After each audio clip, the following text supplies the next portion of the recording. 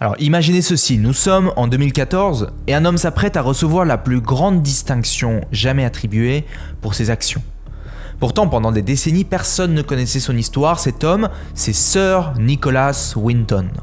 Winton a sauvé plus de 669 enfants tchèques et slovaques de camps de concentration pendant la Seconde Guerre mondiale en organisant leur évacuation vers l'Angleterre. Et il a fait tout ça en secret sans jamais chercher de reconnaissance ou de gratitude. Et ce n'est que par hasard, lorsqu'une amie est tombée sur son carnet dans un vieux grenier, que le monde a découvert ses actes héroïques. Aujourd'hui, Sir Nicholas est profondément respecté par l'humanité entière. Alors laissez-moi vous demander ceci. Sauriez-vous expliquer pourquoi certaines personnes sont respectées, aimées, admirées, tandis que d'autres se sentent souvent mises à l'écart? Pourquoi est-ce que certains réussissent facilement à créer des liens et à attirer la confiance, tandis que d'autres peinent à être prises au sérieux? Pourquoi est-ce qu'il existe une telle différence entre ces personnes? Certaines personnes ignorent ce qu'elles sont censées faire en société parce qu'elles ignorent une loi fondamentale, et c'est de cette loi dont je veux vous parler aujourd'hui. Nous vivons aujourd'hui dans un âge d'or, une apogée. Nous vivons dans une ère où l'information est abondante. Avec Internet, tout individu peut trouver toutes les informations du monde. Pourtant, si vous prenez 100 personnes qui veulent obtenir le respect de leur père, le soutien, la considération, la richesse, la sympathie de leur prochain, seulement quelques personnes parviennent vraiment à obtenir ce qu'ils voulaient vraiment au départ, alors pourquoi est-ce que la majorité de ces personnes n'y parviennent pas? La réponse est la suivante. Aux yeux de la société, certains ont une plus grande valeur que d'autres. Et je ne parle pas de la valeur de notre âme. Nous sommes tous égaux dans l'âme, mais dans la société. Nous ne sommes pas perçus comme ayant la même valeur. Voilà la loi fondamentale dont je veux vous parler aujourd'hui. Il s'agit de ce que j'appelle la loi de la contribution. C'est une loi qui n'est pas écrite dans les livres, mais qui façonne nos vies et notre société. Une loi simple mais puissante, la valeur ou le respect que nous recevons dépend de la contribution positive que nous faisons aux autres, moins la contribution négative que nous leur infligeons. C'est ça la loi. La valeur ou le respect que nous recevons dépend de la contribution positive que nous faisons aux autres, moins la contribution négative que nous leur infligeons. On pourrait penser que ce sont le charisme, la richesse ou le statut social qui font cette différence. Mais en réalité, il s'agit souvent de ce que ces personnes contribuent. Ma vie s'est transformée quand j'ai appliqué cette loi dans mes choix et mes actions. Avant, je ne me sentais pas considéré. Aujourd'hui, je me focalise non plus sur ce que j'ai à apprendre aux autres, mais sur mes contributions. Et naturellement, les gens respectent ce que je fais. Je ne cherche pas particulièrement à être respecté, mais c'est simplement une conséquence de ce que je fais. Aujourd'hui, je vous propose d'explorer ensemble cette loi de la contribution. Je vous propose de comprendre comment elle se manifeste dans tous les domaines de notre vie, dans les relations sociales, dans les relations professionnelles, sentimentales, familiales, sociales. Cet épisode sera peut-être l'occasion pour vous de vivre un grand déclic, un changement de paradigme. Alors je suis super excité de partager ça avec vous, donc prêtez bien votre attention. Alors ceux qui me suivent depuis un moment le savent, je suis Julien Kim. Ma mission, c'est d'aider un maximum de gens à créer une vie qui les inspire. Et la loi de la contribution sert exactement cette mission. De nombreuses personnes ont profondément changé leur perspective de la vie en comprenant vraiment cette loi. Et ainsi, ça les a aidés à créer une vie qui les inspire. Donc s'il vous plaît, c'est important, soyez attentifs à cet épisode. Et j'ai remarqué que vous êtes beaucoup à regarder régulièrement cette chaîne sans vous abonner. Alors si vous aimez ce que vous entendez, mettez un like, abonnez-vous. Et c'est parti. Revenons un peu en arrière, à l'époque de nos ancêtres, où ce principe se manifestait dans les tribus. Les hommes préhistoriques devaient survivre dans un environnement hostile, et pour y parvenir, ils se regroupaient, parce qu'ensemble, ils étaient plus forts. La tribu comptait sur chacun de ses membres pour apporter quelque chose, de la nourriture, de la protection, des soins aux plus jeunes ou aux plus vieux. Mais voilà, tout le monde n'était pas égal en termes de contribution. Certains étaient de meilleurs chasseurs, d'autres étaient excellents dans l'art de construire des abris, d'autres encore apportaient des connaissances pour soigner.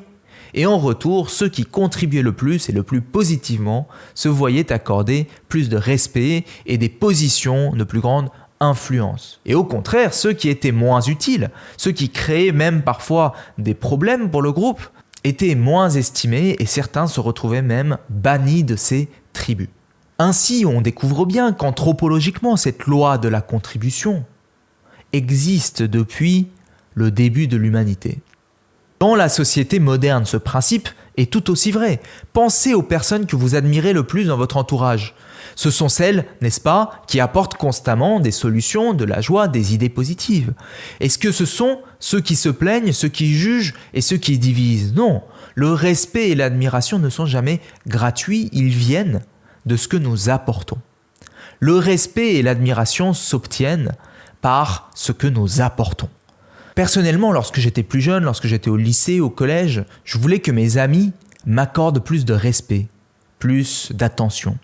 Mais je ne comprenais pas pourquoi je n'arrivais pas à l'obtenir. Jusqu'au jour où j'ai réalisé que je passais plus de temps à me concentrer sur ce que je voulais recevoir qu'à réfléchir à ce que j'apportais réellement aux autres. Alors un jour, je me suis demandé, mais qu'est-ce que je contribue positivement dans leur vie? Est-ce que j'apporte quelque chose d'unique ou de précieux? Est-ce que je fais vraiment une différence? Et la réponse à l'époque n'était pas forcément positive, puisque j'étais tellement focalisé à l'idée de prendre, je n'étais pas dans cette capacité de donner. J'avais encore beaucoup à faire pour atteindre un niveau où ma contribution pour les autres était positive, significative. Et ça a été un véritable tournant dans ma vie, parce que j'ai complètement changé mon approche. J'ai commencé à être beaucoup plus présent, à vraiment écouter, à offrir ma présence, mon aide, sans attendre en retour. Et très vite, j'ai remarqué un changement. Les relations sont devenues beaucoup plus solides, beaucoup plus profondes, et le respect est venu naturellement. La loi de la contribution a changé ma vie.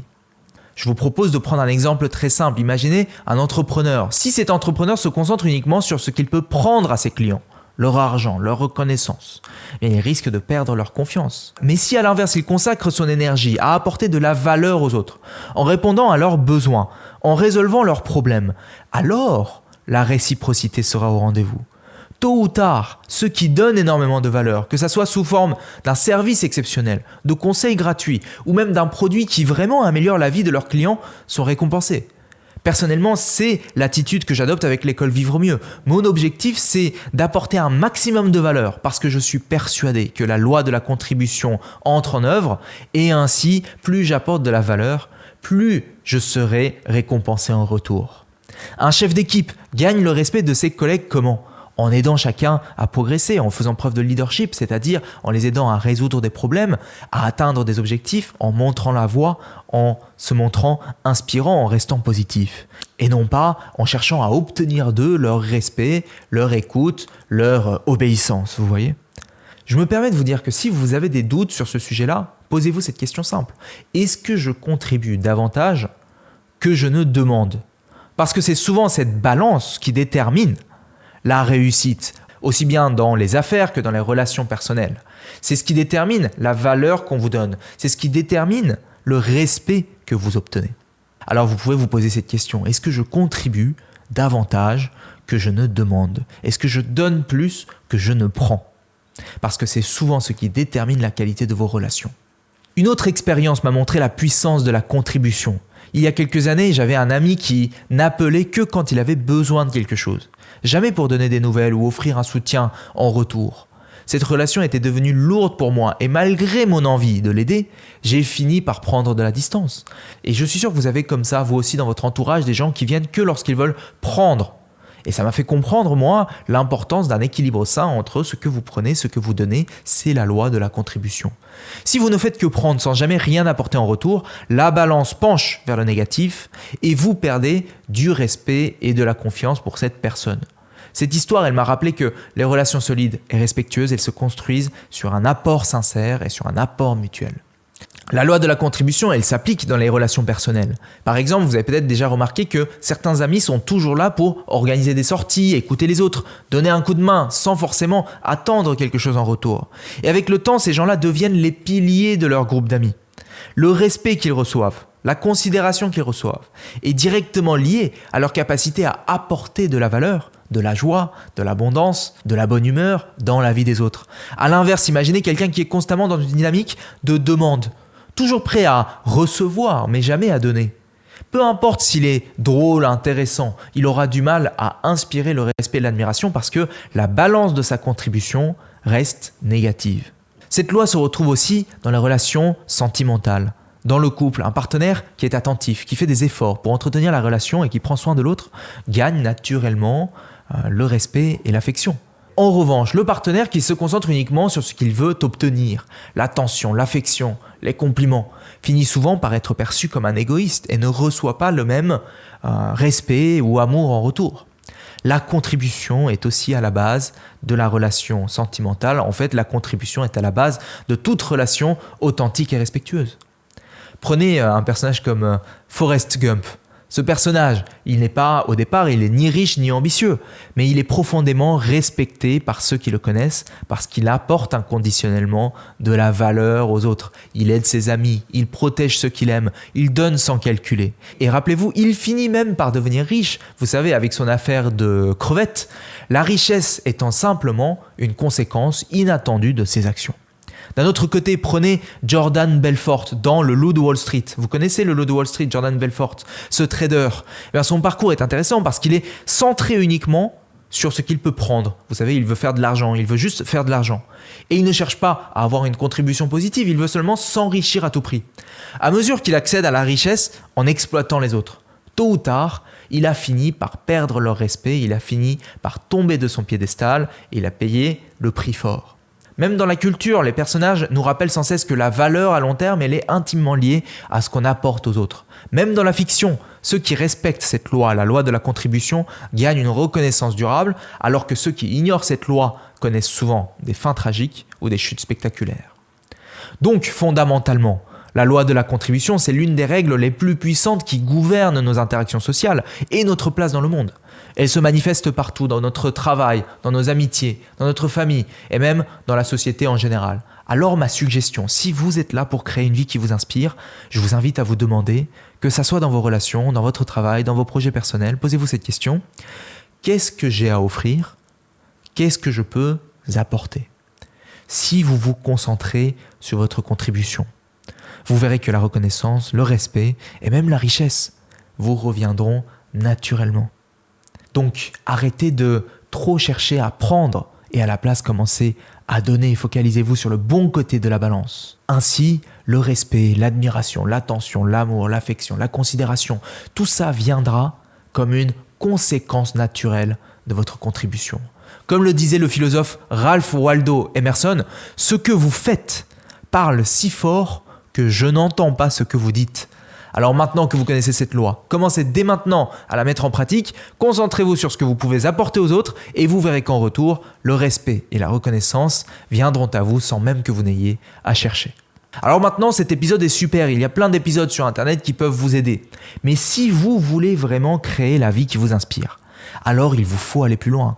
Parce que la transformation personnelle, il faut la vivre. Il ne faut pas simplement la comprendre, il faut la vivre. Il vous faut aussi vous entourer de gens qui ont les mêmes objectifs et qui veulent aussi le meilleur pour eux. Ainsi, profiter d'une dynamique collective pour aller vers le meilleur de soi.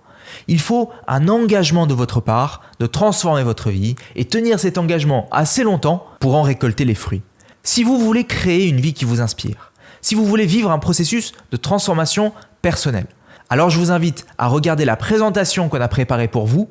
Mon objectif, il est clair, vous aider à transformer votre réalité, vous aider à accéder à une nouvelle étape de votre vie, vous aider à créer une nouvelle réalité de façon à ce que vous puissiez attirer à vous ce que vous voulez vraiment, et ce sans effort, en vous aidant à vous libérer de ce qui vous en empêche, en vous aidant à reprogrammer votre subconscient pour exprimer votre plein potentiel. Et je m'adresse soit à ceux et celles qui en ont marre de leur situation et qui veulent reprendre le contrôle sur leur vie, ou ceux et celles qui ont déjà du succès dans leur vie et qui cherchent des outils pour exceller, aller plus loin dans leur mission, passer à l'étape supérieure. Si vous vous sentez concerné, cliquez, inscrivez-vous pour recevoir cette présentation maintenant. Ce qui se passe lorsque vous vous inscrivez, c'est que vous allez recevoir une courte présentation à propos de notre méthode de transformation personnelle qui va beaucoup plus loin que ce que je vous ai montré dans cet épisode et vous pourrez voir si ce programme qu'on vous propose est adapté pour vous ou non. Voilà, cliquez sur le lien pour découvrir cette méthode de transformation. C'est tout pour cette semaine. C'était Julien Kim. Prenez bien soin de vous. Ciao.